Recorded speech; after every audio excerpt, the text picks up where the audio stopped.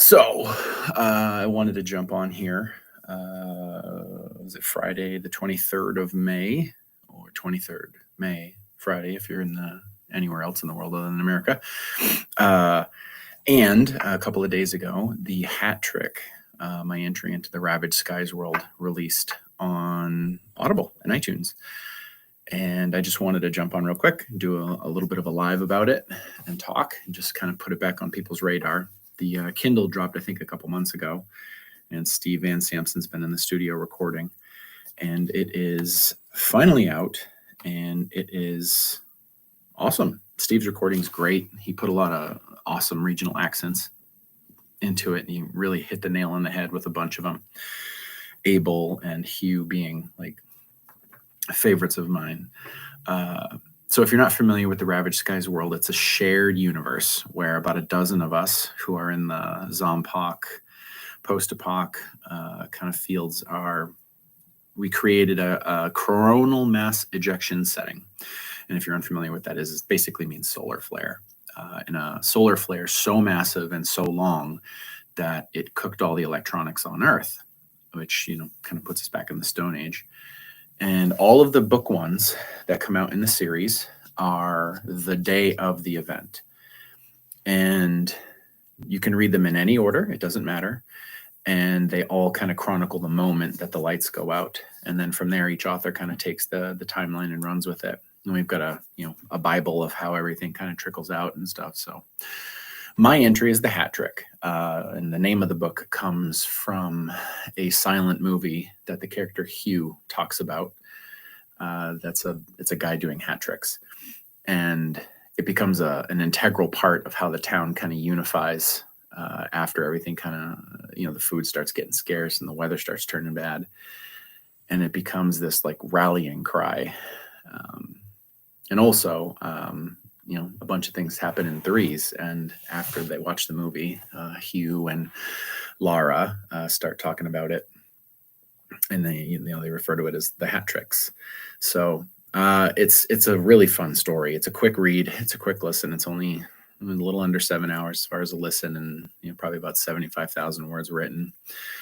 It's a little bit more of a slow burn than like AUD, and because there's no zombies or magical mystical creatures, it's more focused on the dilemmas that they have to solve. So how do they get water? How do they clean things? How do they find food? And I wanted the book to have a less bleak tone than a lot of the other books in the genre. So there's less, infighting amongst people, at least right off the bat. And when there is infighting amongst people, it's grounded more in sort of realistic problems as opposed to just, marauders and bandits and, drug addicted people doing bad things to try and find their, oxy or fentanyl or whatever.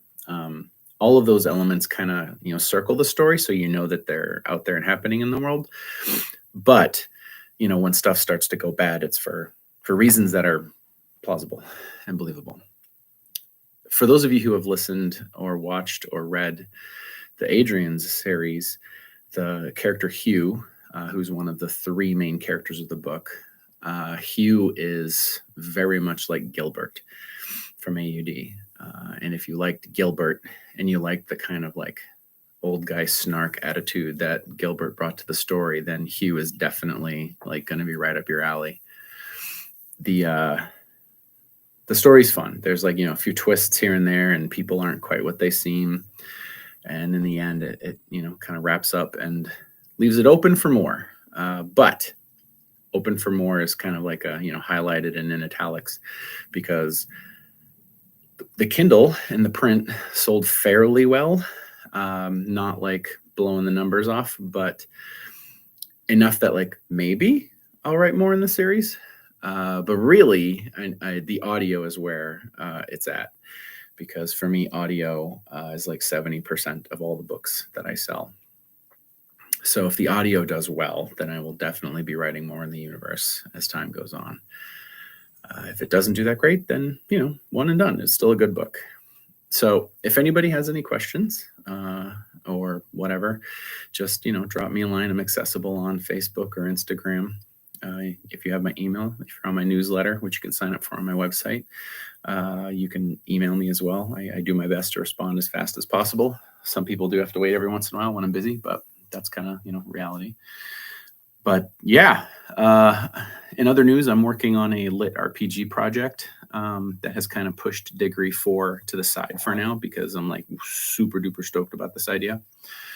And I just got back from visiting Audible headquarters in Newark, New Jersey, which I've been putting up some videos I took while I was there. But it was a really fantastic visit. Audible has like such a gorgeous headquarters. They renovated a church in downtown Newark and just like moved their offices into it. So, you're in this, 200-year-old church and it's all glass now and the stained glass is repaired or original. So the light is just bananas. But we got there, we had a whole one-day conference where they talked about all the things going on behind the scenes at Audible and ACX. And it was, wonderful validation from the company to have been invited. And they took great care of us. Just really, really grateful for that opportunity. But yeah, the Lit RPG project is the thing that I'm working on right now. And then after that, depending upon how long it takes me to wrap up, I either will go back to AUD to just like stick a pin in that series because book 16 should be the last one, or I'll come back to Degree 4, or I'll write them both at the same time. I'm not sure. I don't have a good answer for you for that. If you're interested in reading anything as I write it, my Patreon is available. Patreon.com/ I believe it's Philbrook Author, or you can just go to Patreon and punch Chris Philbrook in and it'll bring it to you. And for $3.33 a month, you get access to everything I write as I write it for the most part. There's also a $5 level where you get a little bit more, but it's not super necessary. Anyway, that's where I'm at. Again, always thank you all for the support. If you have any questions, just, ask away. You can also reply on YouTube to this video, and I get YouTube notifications, so I try to respond to everybody who interacts with me there. So yeah, grab the Hat Trick on Audible or iTunes and, let me know what you think. Make sure you leave a review. It's super, super, super crucial. And yeah, you guys are amazing. Talk to you guys later. Bye.